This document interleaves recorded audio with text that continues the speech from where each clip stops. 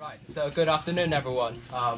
Welcome to Society, and today we have HSBC members to give us a talk about personal finance and also the careers aspect in the banking industry. So let's give them a round of applause then.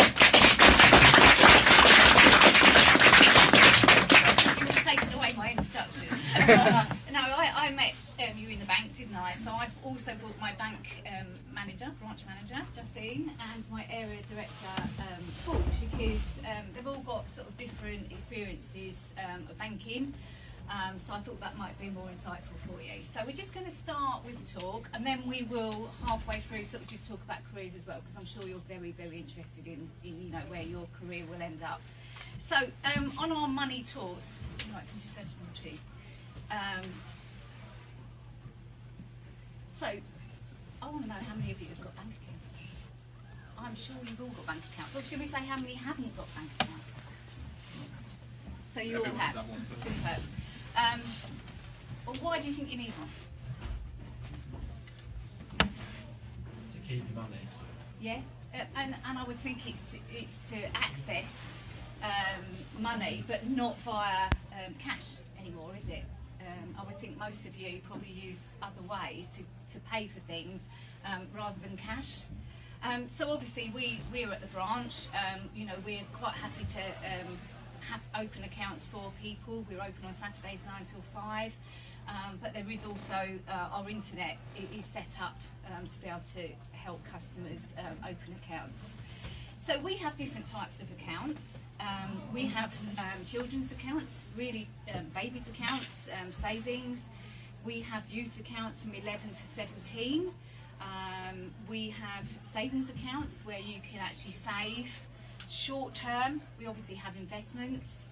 We have student accounts, so when you go to university, that you would just follow your account, would just go from the youth account to the student account, and then when you start work it would just go on to the bank account. It would just evolve with you.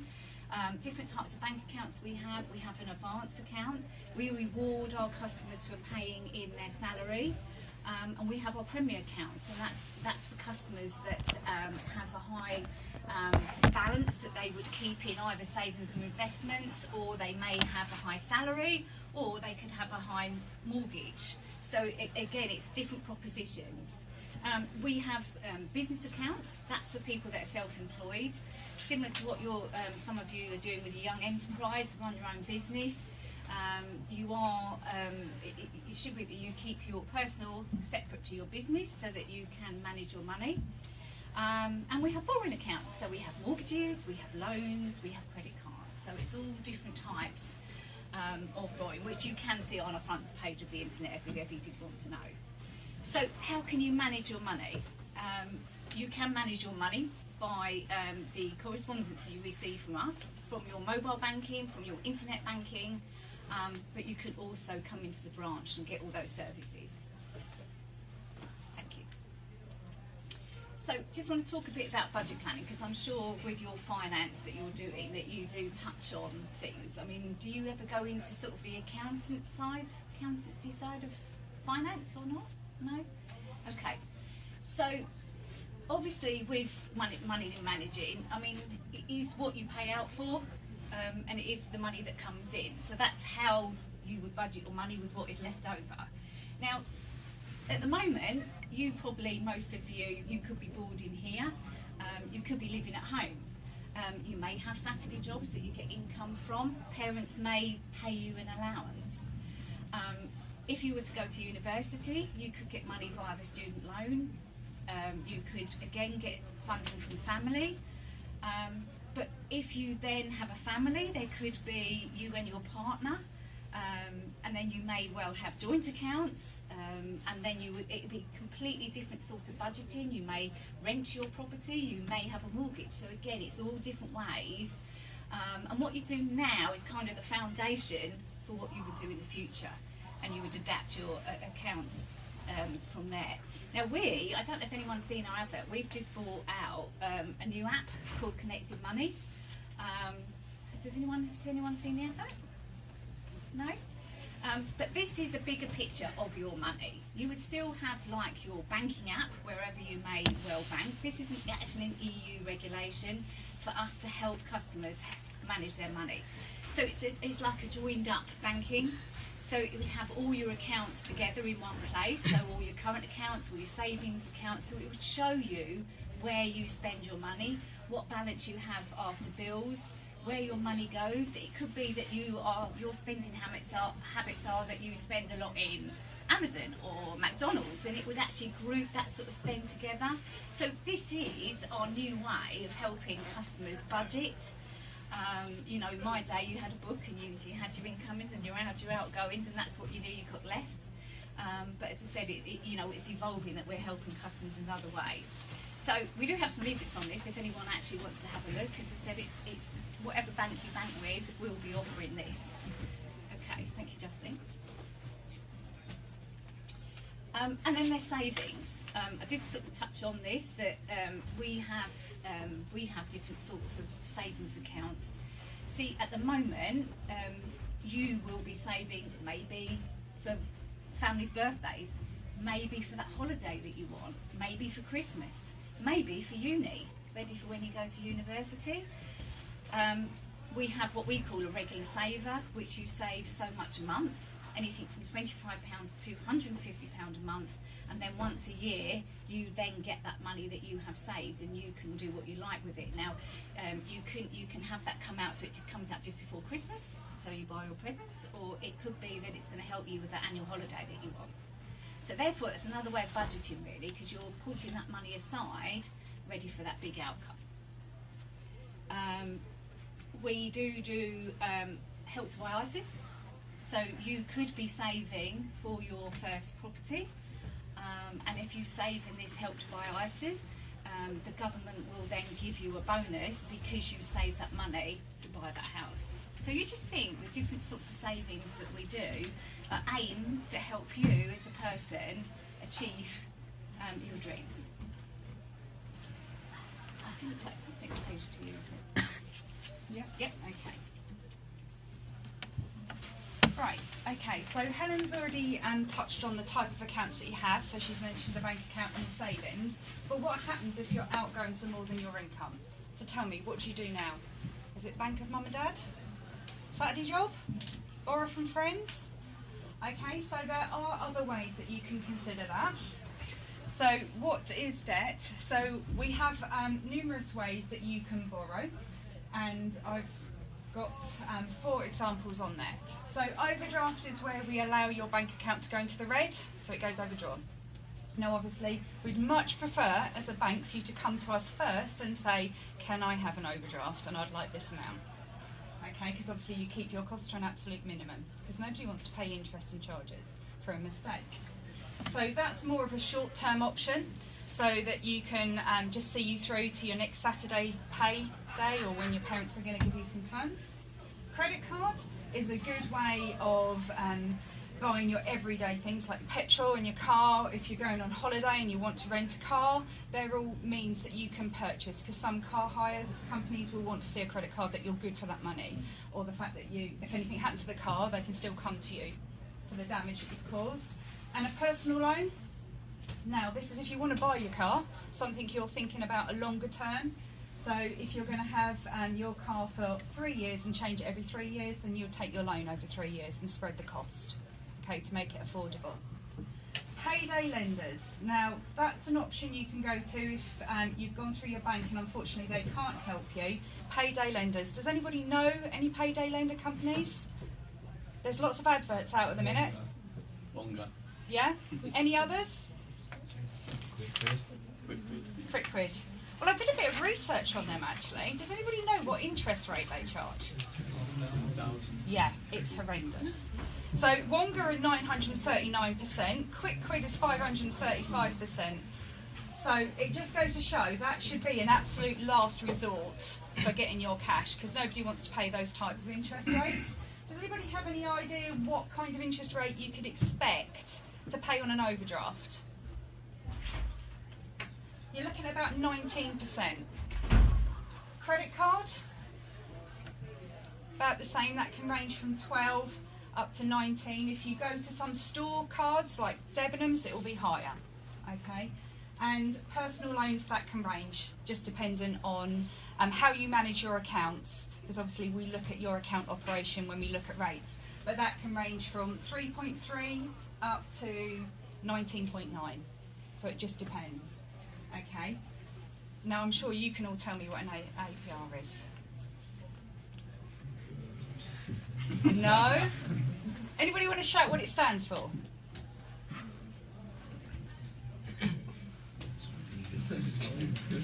Annual percentage. Oh, okay. Annual percentage rate. So it's doing a proper comparison so that you can properly compare what everything is included in the costs, the charges and the interest. So when you look at a loan, you want to know if there's a set-up fee, what the interest is. That's the proper comparison. And that is vital if you're going for a mortgage, because you want to know overall what that's costing you. All right? Lovely. Credit report. Okay, so what do we know about credit reports? Can anybody tell me the 3 credit reference agencies that are out there at the minute? Experian? Anyone? Equifax and Call Credit. Okay, so these are the 3 companies that banks will use to get an indication, because obviously we can only see how you manage your account within, let's say for instance, HSBC. So we know how you manage your money. But we don't know how you manage your mobile, how you manage store cards and how you manage everything else. So we will call upon that information. Now there is actually websites out there that you can go to and get this information to see what your credit score is like. Can I have a show of hands? Has anybody actually looked at their credit score? Anybody? Not even? No? Oh.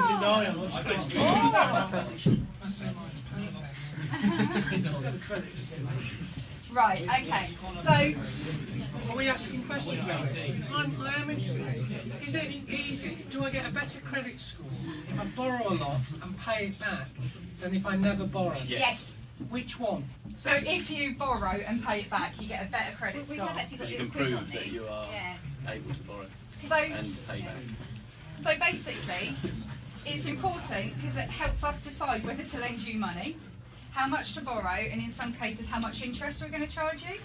It plays a vital role in your financial life, so you should know your score and any discrepancies that may affect it, because obviously it could stop you buying your house, your dream house, if you can't get that mortgage because you haven't got a good enough credit score. So you do need to think about this. And I would say what impacts your credit score. So I've mentioned your mobile. If you miss a payment on your mobile, that will go on your credit report. If you're late with any of your bills, the commitments that you have, that will go on your credit report. So please do think about, whenever you take out a mobile contract, think about when you go to university and you take out overdrafts and credit cards, please be sensible and pay things back on time and think about your We have financial seen future. students at university. I had one when I was working in London, and he came in, he hadn't paid his a bill from when he was at university in his first year, and then he was he allowed it to go to debt collection, and then for 6 years he could borrow nothing, and he didn't realise, he made a mistake when he was 19 years old, so he was 25 trying to buy a house, and that was it. He had to wait another year before he could do anything. And that could even be 10 or 20 pounds. Yeah, and it was only £150. It doesn't matter the amount, it's the impact of not meeting your financial commitments, because that's what we're looking for, that you can meet your commitment. You've signed up, you're going to agree to pay your mobile phone for £40 a month, you miss a payment or you don't pay, then that's the impact. And the question Mr. Wallace had here is the fact that if he actually borrows, we actually now know that he would be good, he's a good risk, so we're then keen to lend him more money. Yeah, but I'm thinking I'm still getting a grade A credit score, because when they check my mobile phone, my gas bill, they're all direct debits. Yeah. I never miss a payment. No. So even though I don't borrow, if I make a good payment, I still must have a good You credit have a score. decent one, but it will enhance it. But it will enhance it. But you're still not demonstrating the ability to borrow money and pay it back. I feel like you might need to go and check your credit We report. tested it. all right. Oh yeah. It is- I'm it is like hard by you. I'm showing like that you can manage I borrow money. always like you never buy anything unless you've got the money, but that's not the way to get. So you buy on a credit card, pay it back within 35 days, and you won't pay any interest. Every day. Oh, how much is it now? You change that rapidly. Change it monthly, once a month. This Around is the 5th of really each good. This is really good. This is open for debate. So I actually log on because you can do this for free. And companies that are out there at the moment, you've got Credit Angel, Check My File, ClearScore. I use Totally Money. These are all apps that you can just load on, and they will tell you that each month, like Paul said, each month they send me an email and they tell me whether my credit score has moved up or down. Okay, so I can, and I think on a positive side, if somebody was going to impersonate me and take out a credit card at Debenhams, I'd want to know that. And my credit score shows me what credit I've got, so it will tell me where I've got my credit cards and things like that. So as an indication, you said, does it help if I take credit? On my latest app, it now tells me that if I borrow 25% of my credit card limit, no more than that, but up to 25%, and pay it back each month, I get a better credit score. But you're still not going to give me a lower rate of interest, are you? Who knows? Not now, anyway. They're not going to give me a lower rate. You can test us if you like. Come in the garage. Actually, Lovely, thank Get a you. new card for you.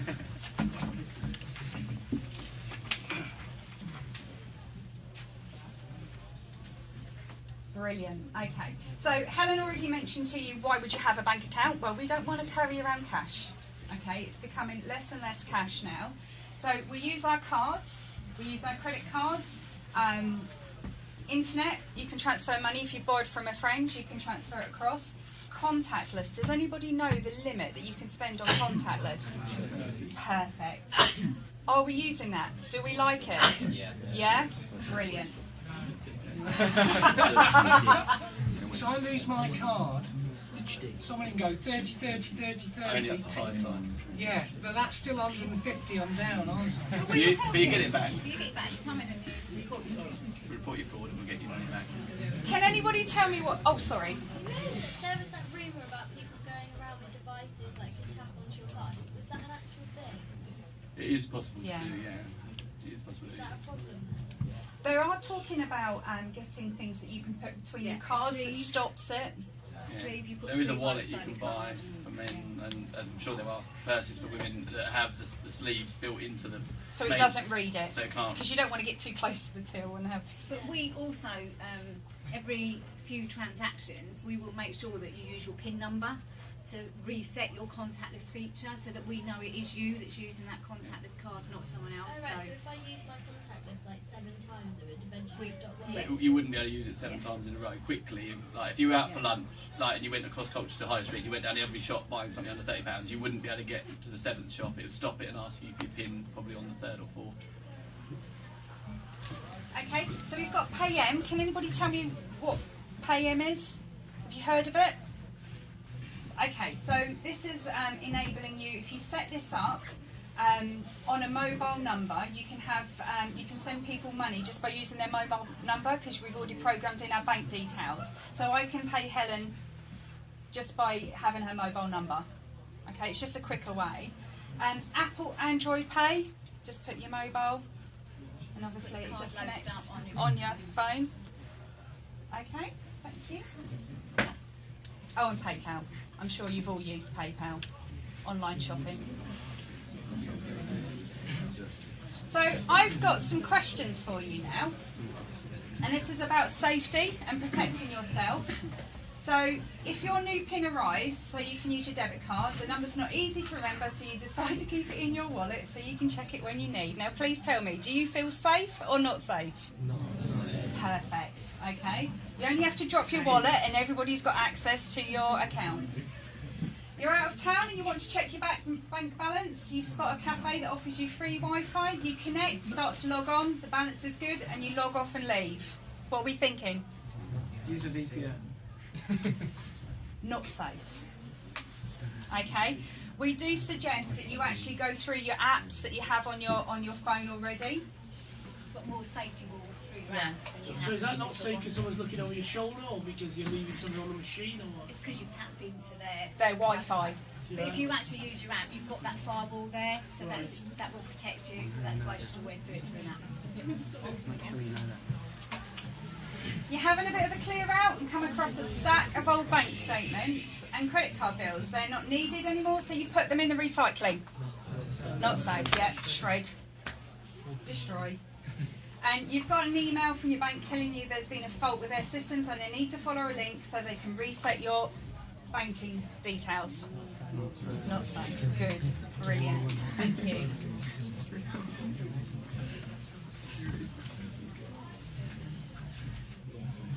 Okay, so I just want to recap about what we've discussed before we go into the career side of things. Always create a budget and understand what money you have coming in versus what's going out so you don't overspend. And the internet and mobile is brilliant for doing that.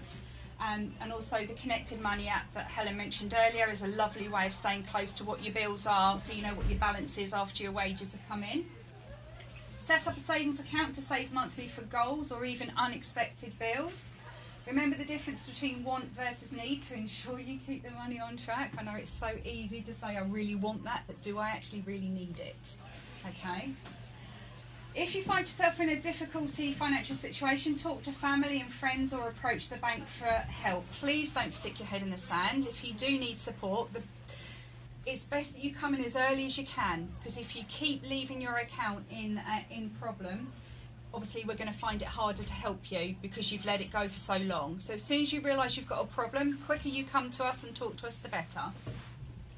Fully understand how much things will cost before you commit. So your mobile phone, how much is that going to cost you each month? Do you really want to pay that for that phone?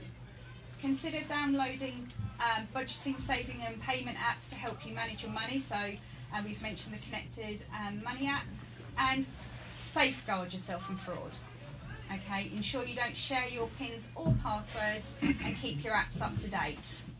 Okay, so every time there's a download that app. Okay, to keep it all fresh.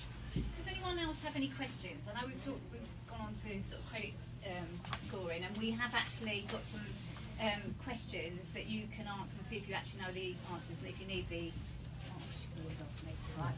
But because there were some good questions there, Mr. Wallace. What's that? Yeah, Your credit score? Yeah. No. but is there any other questions you've got before we move on to careers? Anything else that you might have thought of that you're sort of wondering? No? Nothing? Well, you know where we are if you